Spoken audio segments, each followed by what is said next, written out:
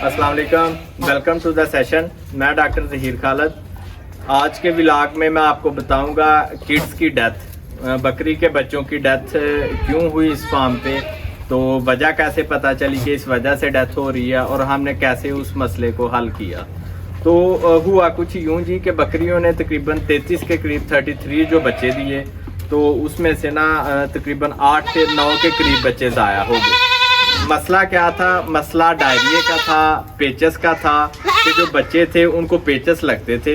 हर तरह की मेडिसिन दे ली, हर चीज़ से ट्रीटमेंट कर लिया, लेकिन आज ट्रीटमेंट करते थे, कल बच्चा ठीक हो जाता था, 3 दिन बाद उसको फिर पेचस लग जाते थे। तो ये इशू था कि मतलब ट्रीटमेंट काम करती थी, बच्चा ठीक हो जाता था, लेकिन 2, 4, 5 दिन बाद फिर उसको पेचस लग जाते थे। तो इसी तरह से तकरीबन बच्चे 2 महीने तक चलते रहे, लेकिन क्योंकि पेचस उनको बार बार लगे, उनकी जो ग्रोथ थी वो काफ़ी कंप्रोमाइज होगी, ग्रोथ उनकी काफ़ी स्लो हो चुकी थी और बच्चे वीक थे। तो समझ नहीं थी आ रही, इतना आइडिया तो हो रहा था कि डायरिया की वजह से है, लेकिन डायरिया क्यों है वो फीड में कोई ऐसा मसला है। शक जाता था वनडे पे कि शायद वनडे की वजह से, लेकिन डायरिया का कलर जो था वो वनडे वाला नहीं था, दूध वाला था, दूध पे शक जाता था, समझ नहीं थी आ रही। एट दी एंड एक दिन कुछ इस तरह से हुआ कि एक बकरी को पिलाया दूध, 2 बच्चे थे उसके, दूध पिलाया, बच्चों ने पेट भर के दूध पी लिया।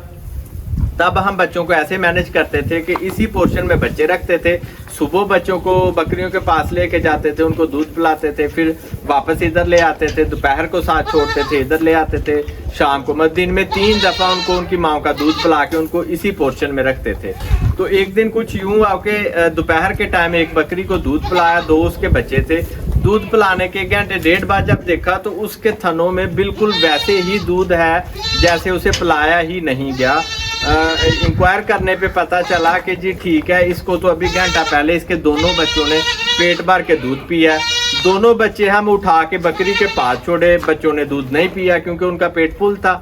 बकरी का फिर हमने दूध निकलवाया, बकरी ने 2.5 लीटर दूध निकाला। तो वहां से फिर समझ आई कि बकरियों के नीचे दूध ज्यादा है। जब बच्चे दूध पीते हैं, सुबह हम छोड़ते हैं उनको, रात के वो भूखे होते हैं, सुबह जाके वो फुल पेट दूध का पीते हैं तो उनको डायरिया लगता है। फिर जब दोपहर को दोबारा हम छोड़ते हैं 6 घंटे बाद, तब तक बकरी के नीचे फिर 1.5-2.5 किलो दूध होता है। तो जैसे कि आपने एक व्लॉग में मैंने बताया कि माशाल्लाह से यहाँ जो ब्रीड है इनके नीचे 5 लीटर, 6 लीटर, 4 लीटर इतना दूध है इन बकरियों के नीचे। तो शाम को फिर मतलब डायरिया की वजह जो समझ आई वो थी दूध का ज़्यादा होना, बकरियों के नीचे दूध का ज़्यादा होना, क्योंकि माशाल्लाह से मैनेजमेंट अच्छी थी, खुराक अच्छी थी, तो बकरियां दूध भी ज़्यादा देती थी। तो डायरिया की वजह जो समझ आई वो था कि बच्चे एकदम से जब जाते हैं पेट भर के दूध पीते हैं तो डायरिया लगता है। हमने फिर इस चीज़ की जब समझ आ गई तो हमने इसको कैसे सॉर्ट आउट किया कि हमने बच्चों को माओ के पास छोड़ दिया। 24 आवर ये माओ के पास रहते थे।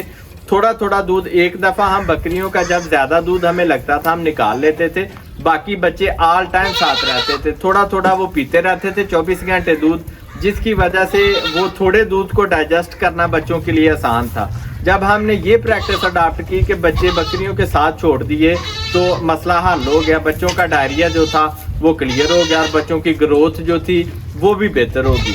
तो ये वजह थी जिस मसले की वजह से हमने 8 से 9 बच्चे जो थे वो ज़ाया कर दिए।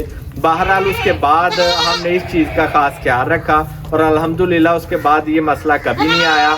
बच्चों की जो ग्रोथ है वो भी आउटस्टैंडिंग रही। अभी जैसे कि मैंने अपने एक व्लॉग में बताया है कि अभी हम कैसे मैनेज करते हैं कि बच्चे बकरियों के पास ही रहते हैं ऑल टाइम। हम कुछ घंटों के लिए उनको अलहदा करते हैं, वहाँ उन्हें वंडा और हे दे के वापस बकरियों के पास छोड़ देते हैं। तो अभी इस तरीके से जब से हम मैनेज कर रहे हैं यहाँ पे मसला नहीं आया।